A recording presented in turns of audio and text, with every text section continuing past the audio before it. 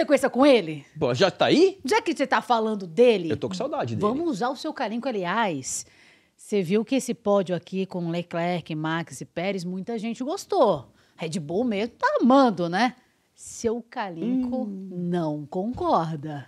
Vamos ver? Bora. Valeu nada, porque na curva 9 e 10 não buscaram açaí. Aí puniram alguns e não puniram outros. A FIA tá uma vergonha. Comenta. Tá bravo ou não tá? Ó, não tá valendo? Comenta. Deu até uma tosse. Toma uma aguinha, porque Não. hoje, pra você se explicar com isso tudo... Dá pra trazer açúcar pra colocar na minha água depois dessa mensagem do seu Calinco? Seu Calinco, calma, eu também tô meio assustado com a situação e inconformado. Mas é verdade, né, Calinca? Olha a quantidade de penalizações que nós tivemos na tela aqui pra vocês.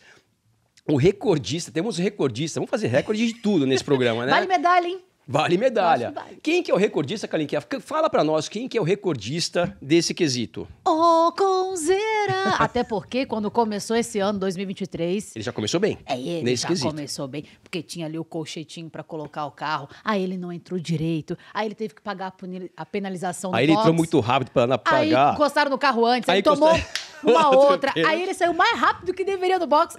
Tomou outra. E aí o dono da Renault, que já tava nervoso dos nervos com ele, deu uma bronca, ele ficou um tempo quieto e agora ele bateu um recorde aí de longe. Somando tudo, dá quase meia hora de penalização pro Oconzinho. É, ficou chato. Ficou chato. Mas vários pilotos, né? São 12 pilotos ao todo que foram penalizados esse final de semana. E vamos falar um pouco sobre isso, né? Porque realmente é um pouco atípico todas essas penalizações. Vamos entender um pouco o porquê de tudo isso, Calinquinha? Vamos, Maxito, até porque a gente tem que falar, e vamos começar o programa de hoje falando a respeito dessas punições. Falando a respeito do limite de pista. Por que existe o limite de pista? É para dificultar a vida daquela galera que tem pouca tela para trabalhar, entendeu? O que acontece e por que isso existe? Vamos embora. Bom, pessoal, vamos fazer aqui, tentar explicar da maneira mais simples possível, né? Primeiro a gente está vendo essa imagem aqui, qual que era a regra e qual que é a regra aplicada no automobilismo, né? Nessa primeira imagem a gente vê ali que o limite de pista é exatamente aquela faixa branca ali onde estão os pneus direitos do carro da Red Bull. Então essa imagem é o limite do limite que é o que é permitido. Ou seja, se pelo menos as rodas ali do lado direito do carro, né? Se fosse a curva para o outro lado, seria do lado esquerdo, estão tocando a linha branca, está dentro do que a regra diz. A linha branca é entre a zebra e o asfalto. E o asfalto, exatamente. É um princípio muito, quer dizer, muito parecido, não, é um princípio exatamente igual a qualquer esporte que tem linhas. Por exemplo, o tênis é a mesma coisa. Está 1 milímetro na linha, está dentro, está 1 milímetro fora, está fora. Vôlei, futebol, qualquer esporte assim. Obviamente, o automobilismo é um esporte diferente, mas é um esporte. Mas para a direção de prova, né, que é equivalente a um juiz de futebol, um juiz de tênis, se balizar, tem que ter alguma marcação. No tênis, se a bola sai 1 milímetro, ninguém vai falar assim, poxa, mas foi uma raquetada muito bem dada, pô, só 1 milímetro, deixa passar. Não dá para fazer assim, porque senão, aonde que é o limite? Deixar passar um pouco? Quanto é um pouco? Um pouco, na opinião de muitos, é de um jeito, na opinião de outros é de outro jeito, então realmente tem que ter uma linha. Então, no automobilismo não é diferente desses esportes que eu citei. Agora, qual que é o outro motivo no automobilismo, diferente de outros esportes, para ter limites de pista? Na verdade, o limite, uma das razões, a principal delas é a seguinte: o automobilismo, por ser um esporte de risco, as pistas todas, ou quase todas, vou explicar porque eu estou dizendo quase todas, as curvas, cada curva tem um raio, tem um ângulo, tem uma largura e, consequentemente, tem velocidades diferentes. Então, você tem uma curva que é feita, sei lá, a 250 por hora e você tem curvas feitas a 80 por hora no mesmo circuito com o mesmo tipo de carro, como, por exemplo, Fórmula 1. As curvas de alta velocidade, você tem que ter uma área de escape maior, porque quando você faz um autódromo, existe um cálculo para você calcular o quanto você precisa de área de escape a partir do limite de pista, que é a linha branca, para caso um carro rode ou escape, qualquer coisa assim, ele não tem um impacto muito forte, seja na barreira de pneus, naqueles muros de absorção ou até mesmo no muro. Então tem um estudo e tem um conceito e uma regra para esse tipo de coisa. A mesma coisa se aplica para curvas de baixa velocidade. Uma curva que é feita a uma velocidade muito menor, consequentemente a área de escape pode ser menor também, porque se o carro escapar ali, ele vai e não vai tão longe, entendeu? A não ser que seja uma curva de baixo, como tem, por exemplo, na pista da Áustria, que é a curva no final da reta oposta, curva de baixo, mas o carro chega muito rápido lá. Então, esses são algumas das razões por que existem limites de pista, porque senão os pilotos vão utilizando cada vez mais espaço, cada vez mais espaço. E Mas ele não aquela área de perderia escape... tempo? Às vezes Você não, fica- Kalinka, porque quanto mais área você usa, atendo um pouco mais por fora, você percorre uma distância maior, mas também Perde velocidade. você consegue carregar uma velocidade maior. Então é por isso que em qualquer curva, né, o piloto chega perto da zebra na tangente, depois usa a pista inteira o que ele tem de pista. Então, resumindo, por que o limite de pista? Tem que ter um balizador para ver até onde pode, até onde não pode, assim como outros esportes.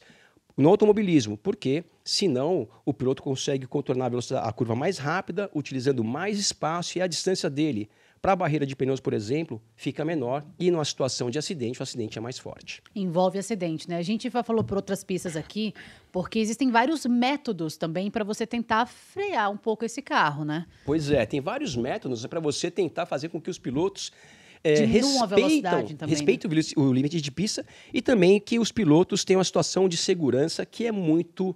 Existe, não é uma polêmica, mas tem situações que a brita é mais adequada, tem situações que o asfalto é mais adequado. Falaram, inclusive, em colocar brita, né? Como nesse circuito, em algumas curvas você tem brita, outras curvas você tem asfalto, né? E por que brita e por que asfalto? Porque brita, na verdade, entre aspas, o carro, às vezes, dependendo da maneira que ele sai, como a gente está vendo nessa imagem, ele para de uma maneira mais fácil. Às vezes o piloto escapa da pista, pega uma brita e às vezes uma coisa nada pode causar o carro capotar, porque a brita é fofa, às vezes calça o carro e ele capota.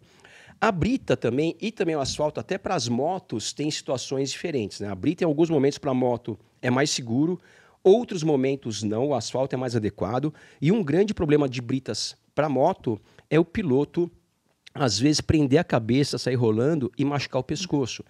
Já tiveram acidentes muito graves, inclusive um dos ex-campeões mundiais de MotoGP acabou perdendo os movimentos porque ele teve um tombinho besta, mas a cabeça dele travou na brita e ele acabou quebrando o pescoço e acabou perdendo os movimentos. Mas, de qualquer maneira, tem teorias diferentes aonde tem que ser brita, aonde tem que ser asfalto, mas um dos grandes problemas da brita também é que os carros, às vezes, atolam. E aí você pega e para da bandeira vermelha, suja a pista. Suja a pista, né? Demora muito para tirar Passamos o carro. por isso. Exatamente. Mas, de qualquer maneira, em algumas situações, brita é mais adequado, outras o asfalto é mais adequado. Mas o fato é, tem que ter uma regra. E, na verdade, a FIA... Não pode botar um sensor, Marco? Pensei aqui agora. O carro de Fórmula 1 tem tanto sensor...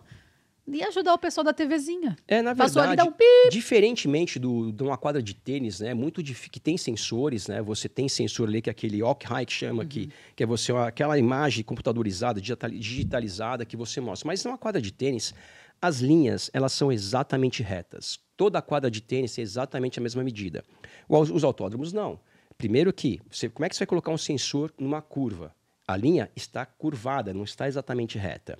Então é muito difícil você aplicar o mesmo conceito que alguns esportes têm, quando as linhas são literalmente retas, você colocar no autódromo. Então, realmente, isso tudo é feito hoje muito no olhômetro. É por isso que demorou tanto para a FIA analisar, que, se eu não me engano, foram mais de 1.200 infrações ao longo do final de semana. Então, realmente, tentando defender um pouco o lado da FIA... Tá passando um pano, hein? Mas é difícil você olhar tantas imagens assim, em tempo real, né? Então, realmente, é uma situação muito complicada e que eu acho que tem outras maneiras de arrumar uma solução para isso, que é você colocar uma situação dos pilotos não poderem utilizar além do limite de pista, e se utilizarem, como em algumas pistas, em algumas curvas, até mesmo do circuito da Áustria, eles já pagam a penalização ali mesmo. O que é a penalização? Você perder tempo se você passar dos limites de pista. Ainda sobre punições, né? A gente sabe que começamos brincando que foi o GP da fofoca e tal. Com essa discussão toda e análise, né, que demorou um pouquinho para sair, logo depois da corrida, ainda no domingo, a Aston Martin acabou ganhando 3 pontinhos aí com essa alteração de posições na tabela, a gente já vai mostrar para vocês. E a Ferrari teve menos 4 pontos com todas as alterações, sendo que um protesto da Aston Martin. A Aston Martin tá ali em cima, viu? Tá ali em cima. Tá A ali Aston em cima. Martin foi a equipe que mais levantou essa lebre aí, né? E consequentemente, depois de todas as punições aplicadas, a Aston Martin ganhou 3, como você falou, a Ferrari perdeu 4, ou seja, 7 pontos de diferença. E isso pode fazer uma diferença muito grande ao final do ano, tanto no campeonato de pilotos quanto no campeonato de construtores. Então, realmente, foi muito bom todas essas penalizações para a Aston Martin.